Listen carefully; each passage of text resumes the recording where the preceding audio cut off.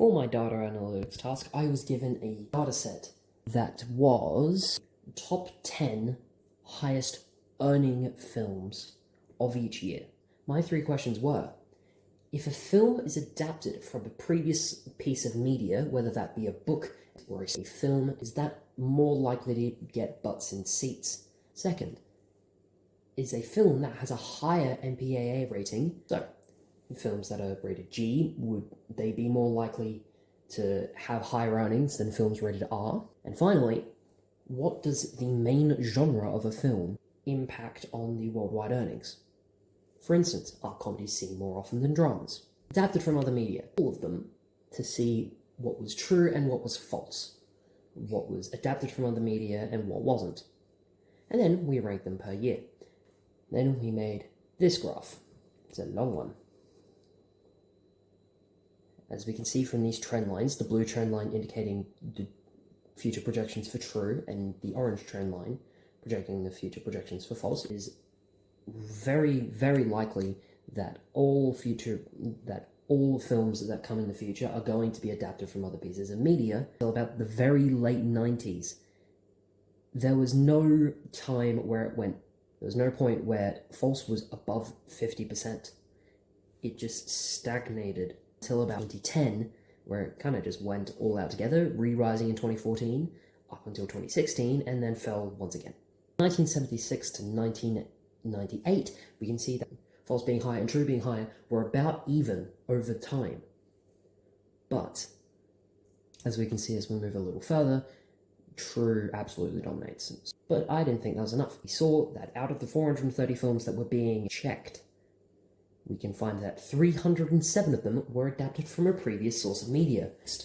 Let's look at MPAA ratings. R-rated films, out of the 437 that we have, 102 were rated R, being 23%. We have 171 that are rated PG-13, which is 39%. We have 137 that are rated PG, which is 31%, and we have 26 G-rated films, which is 6%.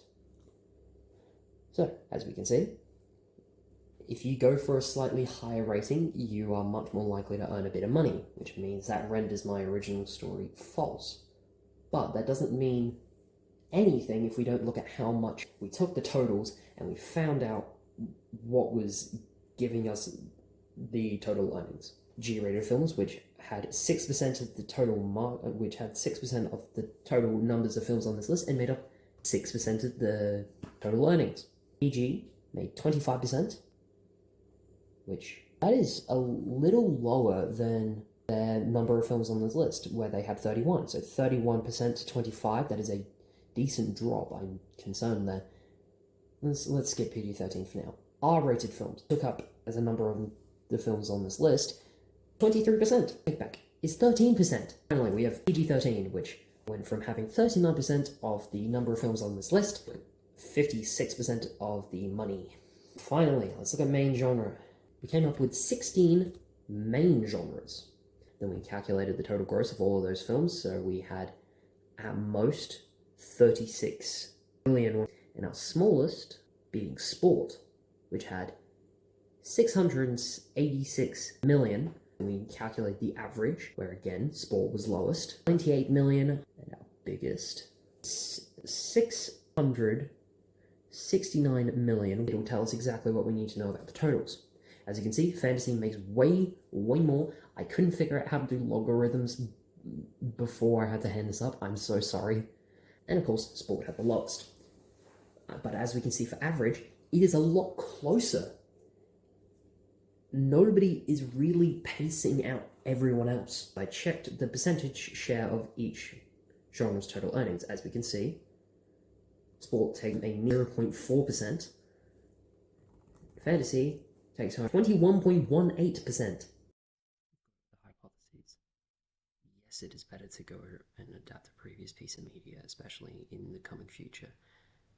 Having a medium MPAA rating is best because it gives you leeway to tell the story that you want while also getting butts in seats, and comedies are viewed more than dramas.